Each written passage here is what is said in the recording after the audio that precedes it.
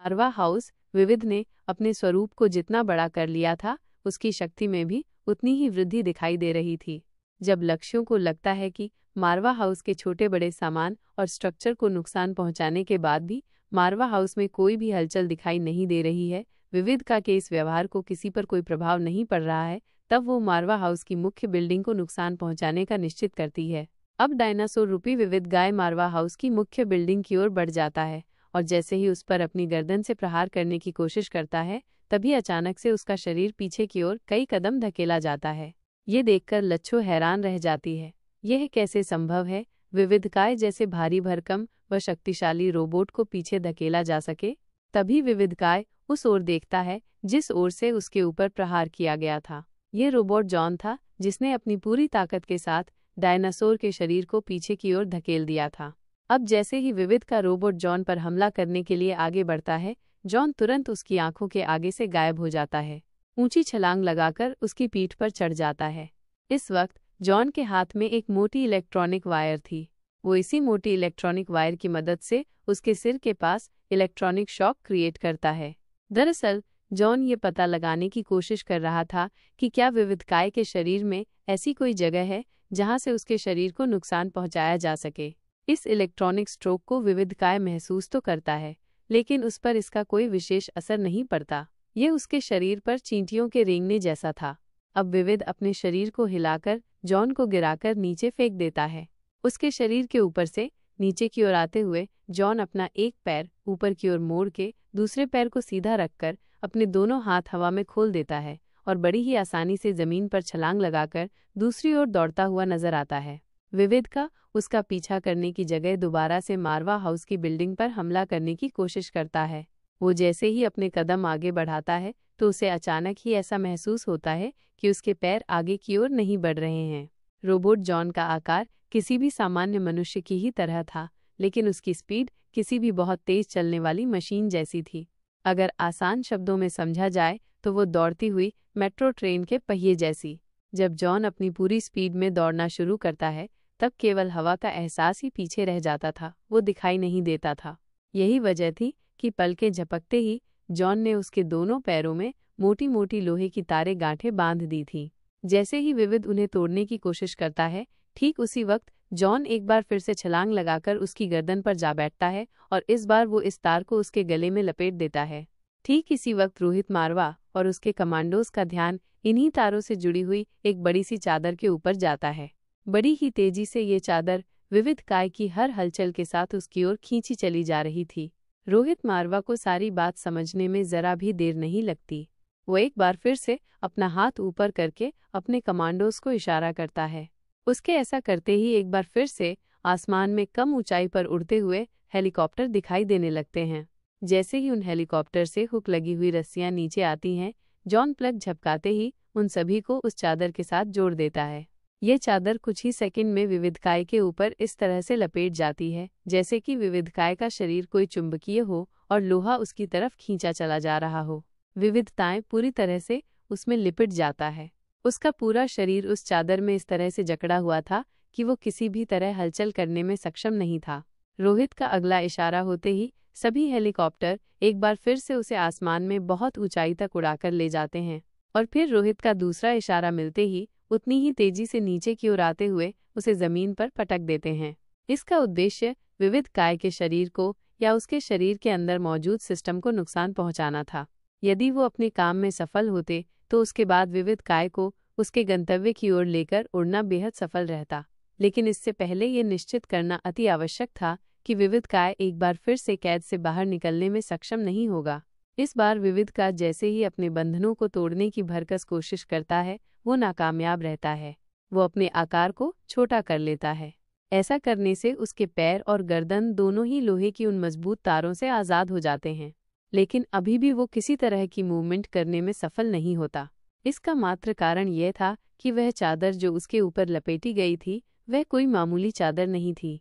जैसे जैसे विविधकाय का आकार छोटा होता जाता, वो चादर भी अपना आकार छोटा कर लेती और विविधकाय को अच्छी तरह कस लेती। दरअसल ये चादर भी नैनो टेक्नोलॉजी से बनी हुई थी। इसे बनाने में भी कुछ इस तरह की टेक्नोलॉजी का इस्तेमाल किया गया था जिसके समानांतर टेक्नोलॉजी से विविध का शरीर बना था। इस तरह की टेक्निकें इतनी विश्वसनीय और शक्तिशाली होती हैं कि प्रायः इससे मिलती जुलती टेक्नोलॉजी का इस्तेमाल सैटेलाइट को अंतरिक्ष में भेजने के लिए उनके कुछ ज़रूरी अंगों को बनाने के लिए किया जाता है, ताकि वो चोट लगने पर खुद को सेल्फ रिपेयर कर सकें। विविध अपने आप को आज़ाद करने के लिए खुद को धार रूप में बदलकर इस चादर को काटने की कोशिश करता है, लेकिन उसका भी इस चादर पर कोई असर नहीं पड़ता। बार बार करने पर जहाँ कहीं भी थोड़ा बहुत असर दिखाई देता तो वो भी स्वयं ही रिपेयर हो जाता है। जब विविध काय की यह तकनीक निष्फल हो जाती है, तब वो अपने शरीर में इकट्ठी ऊर्जा का प्रयोग करके उसे जलाने का प्रयास करता है, लेकिन इसका भी कोई लाभ नहीं होता। ये चादर ऊष्मारोधी भी थी। अब तक हेलीकॉप्टर उसे जमीन पर कई बार पटककर ऊपर आसमान में उठा चुके थे। विविध काय किसी भी प्रकार से इससे बाहर नहीं निकल पाता। सभी के चेहरों पर मुस्कान दिखाई देने लगती है, लेकिन रोहित मारवा अभी भी अपनी जगह पर खड़ा उसे एकटक घूर रहा था। ठीक इसी वक्त अनिका और एनी भी उस सीक्रेट दरवाजे से होते हुए रिसर्च लैब से बाहर आ जाती हैं, जिससे जॉन बाहर आया था। कुछ ही पलों में वो दोनों दौड़ते हुए रोहित मारवा के पास पहुंच जाती हैं। इस वक्त अनिका अपने रोबोट सूट में थी। उन्हें देखकर कोई भी अनिका और एनी में फर्क नहीं कर सकता था। यह फर्क केवल जॉन, एनी और अनिका ही जानते थे, या फिर सिर्फ रोहित बता सकता था कि उन दोनों में से एनी कौन है और अनिका कौन है। उन दोनों के पास आते ही रोहित मारवा अपने हाथ से कमांडोज को इशारा करता है और कमांडोज अपने घेरे को बड़ा करते हुए रोहित मारवा से कुछ दूरी बनाकर खड़े हो जाते हैं। अनिका रोहित मारवा के एकदम करीब आ जाती है। फिर रोहित मारवा और अनिका गुलेरिया आपस में बातचीत करने लगते हैं। अनिका अपनी पूरी स्ट्रैटेजी रोहित को बता देती है, फिर अपनी मुट्ठी खोलकर उसमें मौजूद ईयरबड रोहित की ओर बढ़ाती है। जैसे ही रोहित उसमें से एक ईयरबड उठाता है, अनिका बाकी एनी की तरफ बढ़ा देती है। एनी अनिका से उन्हें लेकर भूमिका और कौटिल्य आदि की तरफ बढ़ा देती है। अब अनिका बिना एक पल रुके झट से विविध काय से लड़ने के लिए आगे बढ़ती है। तभी रोहित उसका हाथ पकड़ लेता है और धीरे से कहता है, मैं तुम्हें अपनी जान को खतरे में नहीं डालने दे सकता। वो बेहद खौफनाक है। हम तुम्हारे प्लान को दूसरे तरीके से भी इम्प्लीमेंट कर सकते हैं। उसके लिए तुम्हें खुद जाने की ज़रूरत नहीं है। फिर अपनी बात पर जोर देते हुए कहता है, उसे इंसानी ताकत के जरिए नहीं हराया जा सकता। तुम जो करने जा रही हो वो बेहद खतरनाक है। अनिका रोहित मारवा के हाथ पर अपना हाथ रखते हुए कहती है, मिस्टर मारवा, भरोसा रखो, हम जरूर सफल होंगे। अब हम उसे और अधिक देर तक नहीं टाल सकते। ऐसा करना अपने लोगों की को दांव पर लगाना होगा, और इनमें से ऐसा कोई भी नहीं जिसे वो चींटियों की तरह न मसल सके। अब रोहित कहता है, ठीक है, मैं भी तुम्हारे साथ आता हूँ। अनिका जवाब देती है, ये किंग का काम नहीं है। फिर मुस्कुराकर कहती है, अभी वहाँ तुम्हारी ज़रूरत नहीं है। जब लगे कि तुम्हारी ज़रूरत है तब आ जाना, पर अभी नहीं। अनिका पलटकर जैसे ही आगे बढ़ती है, रोहित अनिका की पकड़ी हुई कलाई को और भी अधिक कस लेता है। अनिका दोबारा से उसके हाथ पर अपना हाथ रखते हुए कहती है, विश्वास करो, मुझे कुछ नहीं होगा। इस रूप में अनिका को किसी ने भी नहीं पहचाना था, लेकिन जब ब्लूटूथ के जरिए से अनिका की आवाज़ सुनाई देने लगती है, तब सभी महत्वपूर्ण लोग यह जान जाते हैं कि वह अनिका है। रोहित को अनिका पर पूरा भरोसा था। वो अच्छी तरह जानता था कि अगर अनिका ने कुछ ठान लिया है तो वो उसके लिए नामुमकिन नहीं है। लेकिन जो भयंकर मंजर रोहित मारवा अपनी आंखों से देख रहा था, उसे अनदेखा करना भी संभव नहीं था। रोहित की चिंता बिल्कुल वाजिब थी। इसके बाद अनिका कौटिल्य की तरफ देखती है। कौटिल्य अपनी जगह से ही जवाब देता है, मैं पूरी तरह से तैयार हूँ। अनिका बिना किसी देरी के वहां से दौड़ पड़ती है और उसके साथ साथ एनी भी। इस वक्त एनी और अनिका रोबोट विविध काय से काफी दूर पर थे।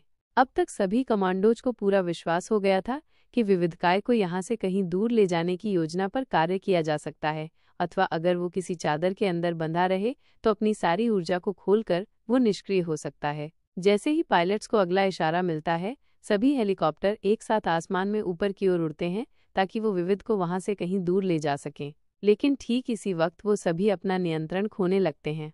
दरअसल अब लक्ष्य ये महसूस करती है कि विविध काय किसी भी तरह से खुद पर नियंत्रण नहीं कर पा रहा है, तो वो अपनी तेज बुद्धि का इस्तेमाल करती है और विविध को तेजी से बड़ा आकार देकर उसकी शक्ति का इस्तेमाल उसकी जगह पर ही ऊपर से नीचे की ओर तेज तेज झटके देने के लिए करना शुरू कर देती है, जिससे हेलीकॉप्टर्स का बैलेंस बिगड़ने लगता है। कई बार ऐसा लगता है जैसे कि दो हेलीकॉप्टर्स आपस में टकरा जाएंगे। हेलीकॉप्टर्स का आपस में क्रैश हो जाना बड़ा ही भयंकर मंजर होता है। इसमें न सिर्फ पायलट्स की जान चली जाती है, बल्कि किलोमीटर दूर तक इस दुर्घटना की खबर फैल जाती है। जब रोहित देखता है कि इस तरह हेलीकॉप्टर्स अपना बैलेंस खोकर नष्ट हो जाएंगे अथवा उनमें मौजूद पायलट आपस में टकराकर अपनी अपनी जान खो देंगे। रोहित मारवा अगली कमांड के लिए चिराग मेहता को इशारा करता है। रोहित मारवा का आदेश मिलते ही सभी हेलीकॉप्टर्स उसे अपने अपने बंधन से आज़ाद कर देते हैं और वो इस चादर में लिपटे हुए नीचे जा गिरता है। अब विविध का खुद को बचाने के लिए अलग ही तरीके का इस्तेमाल करता है। इसके बाद जो होता है उसे देखकर सभी दंग रह जाते हैं। वो अपना आकार तेजी से बढ़ाता चला जाता है जिससे कि वो ये पता लगा सके कि किस ओर से बाहर निकला जा सकता है। जैसे ही वो बाहर निकलने का रास्ता पता लगाने में कामयाब हो जाता है, वो अपना आकार दिवाली पर चलाए जाने वाले रॉकेट नुमा पटाखे जैसा बना लेता है और चादर का छोटा होने से पहले ही बाहर निकल जाता है। बाहर निकलकर वो जमीन पर जा गिरता है। उसके बाहर आते ही जॉन उसकी अब तक की नष्ट की गई सभी चीज़ों को बिजली की रफ्तार से उड़ा उड़ाकर उसी की ओर फेंकना शुरू कर देता है और उसे इस मलबे के नीचे दबा देता है। देखने पर ऐसा प्रतीत हो रहा था कि उसके ऊपर बड़ा सा पहाड़ आ खड़ा हुआ है।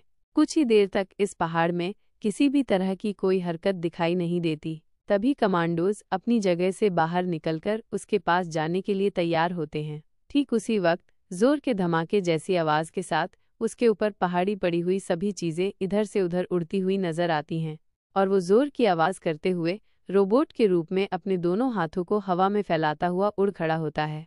अब रोबोट विविध और रोबोट जॉन आमने सामने थे। ठीक इसी वक्त अनिका अपने ब्लूटूथ में कहती है, Kautilya, it is your time, start now. Kautilya जवाब देता है, yes madam, I am ready. Kautilya ने किसी भी सामान्य जैमर के मुकाबले कहीं ज्यादा स्ट्रॉन्ग जैमर क्रिएट किया था और वो भी खास रोबोट विविधकाय के लिए, ताकि उसे किसी भी तरह की कोई भी बाहरी मदद ना मिल सके।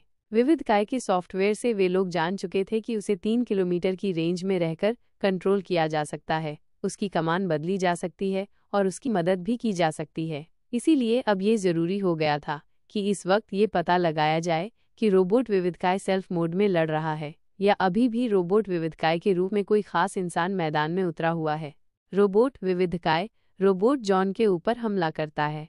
अब तक विविध का नियंत्रण लक्ष्यों को ये बात स्पष्ट हो चुकी थी कि उसे सबसे पहले जॉन को अपने रास्ते से हटाना होगा। लक्ष्य भी इतने एडवांस रोबोट को अचानक से मारवा हाउस में प्रकट होता हुआ देखकर दंग रह गई थी। उन लोगों ने ख्वाब में भी नहीं सोचा था कि विविधकाय से लड़ने के लिए कोई दूसरा रोबोट अचानक से सामने आ खड़ा होगा। लेकिन फिर भी लक्ष्यों को इसकी कोई चिंता नहीं थी, क्योंकि वो अच्छी तरह जानती थी कि विविधकाय का सामना करना संभव नहीं है और इसकी खास वजह थी उसकी सेल्फ रिपेयर कर लेने की खास टेक्नोलॉजी, जिसकी वजह से विविधकाय को कितना भी नुकसान पहुंचाने की कोशिश करके खत्म नहीं किया जा सकता था। रोबोट विविधकाय को सिर्फ रोका जा सकता था, वो भी सिर्फ उसे व्यक्ति के द्वारा जिसके पास उसका कंट्रोल हो। जैसे ही विविधकाय का जोरदार पंच जॉन की तरफ आता है, जॉन अपनी स्पीड का इस्तेमाल करते हुए एक ओर हो जाता है। विविधकाय का वार खाली चला जाता है। जितनी तेजी से जॉन एक ओर होकर अपना बचाव करता है, उतनी ही तेजी से विविधकाय का दूसरा पंच जॉन की ओर बढ़ता है। जॉन इस बार भी अपना बचाव करने में सफल हो जाता है। इससे पहले कि जॉन पलटवार करता, विविधकाय के ऊपर पीछे की तरफ से एक जोरदार लात का वार होता है। ये रोबोट एनी थी। जैसे ही विविधकाय पीछे की तरफ मुड़कर देखता है, रोबोट एनी कहती है, रोबोट विविधकाय, अब बहुत हुआ एक तरफा खेल, चलो अब सामना करो उनसे जो तुम्हारे जैसे हैं। अपनी बिरादरी से बाहर जाकर दूसरों को अपनी बहादुरी दिखाने का शौक तुम्हें जरूर किसी बुज़दिल से ही मिला होगा। ताकत हमेशा अपने बराबरी वालों पर दिखाई जाती है या फिर खुद से बेहतर पर। चलो दिखाओ अपनी ताकत। फिर अपना एक हाथ अपनी कमर पर रखकर दूसरे हाथ से खुद की ओर इशारा करते हुए कहती है, अगर असली मर्द हो तो एनी को प्रभावित करके दिखाओ। एनी की बातों का विविधकाय बोलकर कोई जवाब नहीं देना चाहता था और ना ही उसकी सेहत या दिमाग पर इसका कोई असर पड़ रहा था, लेकिन इन सब बातों का लक्ष्यों पर बहुत ही गहरा असर पड़ रहा था। उसे ये बातें तीर की तरह चुभ रही थीं। ये बातें सुनकर उसका एक पल के लिए ऐसा मन हुआ कि खुद जाकर रोबोट एनी से भिड़ जाए। लक्ष्य जरूरत के हिसाब से रोबोट विविध की कमांड चेंज करती थी। एक कमांड मिलने के बाद विविध उसको पूरा करने में लग जाता था। अब रोबोट विविध एनी की तरफ हमला करने के लिए आगे बढ़ता है। वो जैसे ही अपने हाथों और पैरों से तेज वार करना शुरू करता है, एनी उसका प्रत्युत्तर देते हुए बिल्कुल वैसे ही मूवमेंट करते हुए उसे जवाबी वार देती है। ठीक इसी वक्त जॉन भी हवा में इधर से उधर छलांगे लगाकर उड़ते हुए एक के बाद एक वार करना शुरू कर देता है। जब लक्ष्यों को एहसास होता है कि वह दो रोबोट मिलकर विविध पर भारी पड़ रहे हैं, तो वो विविध का आकार बड़ा कर देती है। अब वह एक 24 फुट लंबे और 5 फुट चौड़े रोबोट का आकार ले लेता है। जैसे ही जॉन उस पर हमला करता है, जॉन के हमले का विविधकाय पर कोई असर नहीं होता। कुछ देर बाद विविधकाय अपनी स्पीड का लाभ उठाकर जॉन को अपने हाथ में पकड़ लेता है और उसे छुड़ाने के लिए एनी वार करना शुरू कर देती है। विविधकाय के लंबे चौड़े आकार पर इसका नाम मात्र भी कोई असर नहीं पड़ता। थोड़ी ही देर बाद वो अपने दूसरे हाथ से रोबोट एनी को भी पकड़ लेता है। उसके बाद दोनों को आपस में जोर जोर से टकराने लगता है। कई बार लगातार उन दोनों को परस्पर टक्कर देने के बाद उन्हें आसपास खड़ी हुई दीवारों के ऊपर पटक पटक कर पीटने लगता है और फिर अंत में जोर से जमीन पर फेंक देता है। इस घटना से एनी और जॉन दोनों को ही काफी क्षति पहुंचती है, लेकिन वो एक बार फिर से उठ खड़े होते हैं और अपने टूटे फूटे अंगों को ठीक करने लगते हैं। उन दोनों की ऐसी हालत देखकर अब अनिका रोबोट विविधकाय पर हमला बोल देती है। वो अपनी पूरी स्पीड के साथ हवा में ऊंची छलांग लगाते हुए अपने सूट के फंक्शन की मदद से अपने हाथ के आगे एक नुकीली मजबूत रॉड निकालते हुए विविधकाय के सीने पर पैर रखकर उसके कंधे तक पहुंच जाती है और उसकी आंख पर जोरदार वार करती है। वो अच्छी तरह से जानती थी ये आंखें ही कैमरे का काम कर रही हैं। अगर विविधकाय देख नहीं पाएगा तो लड़ भी नहीं पाएगा। जैसे ही विविध अनिका की तरफ अपना हाथ बढ़ाता है, अनिका उसके सिर पर पैर रखते हुए दूसरे कंधे से होते हुए नीचे छलांग लगाकर जमीन पर खड़ी हो जाती है। लेकिन अनिका देखती है कि उसके इतने तेज वार का उसकी आंख पर कोई असर नहीं होता। अनिका एक बार फिर से इसी प्रक्रिया को दोहराने का निश्चय करती है और वो फिर से छलांग लगाते हुए उसकी दूसरी आंख पर बिल्कुल इसी तरह से वार करती है। इस बार फिर से विविधकाय की स्पीड अनिका की स्पीड से कम रह जाती है। वो उसे हवा के झोंके की तरह महसूस होती है, लेकिन वो उसे पकड़ नहीं पाता। अनिका की स्पीड पहले भी कम नहीं थी, लेकिन इस वक्त वो जिस तरह का प्रदर्शन कर रही थी वो अविश्वसनीय था। रोहित को लग रहा था कि ये उसके पहने हुए सूट का कमाल है, जिसकी वजह से अनिका की स्पीड इतनी ज्यादा बढ़ चुकी है। लेकिन अनिका खुद हैरान थी कि उसकी शक्तियां धीरे धीरे किस हद तक बढ़ चुकी हैं। ये सूट का कमाल नहीं था। पिछले काफी समय से अनिका मैदान में नहीं उतरी थी, और अगर उतरी भी थी तो उसे इतनी शक्ति की जरूरत नहीं पड़ी थी। आज लड़ते हुए उसे इस बात का एहसास हुआ कि उसकी जरूरत के हिसाब से मानसिक शक्ति बढ़ती है, और इसी बढ़ी हुई मानसिक शक्ति के साथ साथ उसकी शारीरिक शक्ति भी बढ़ जाती है।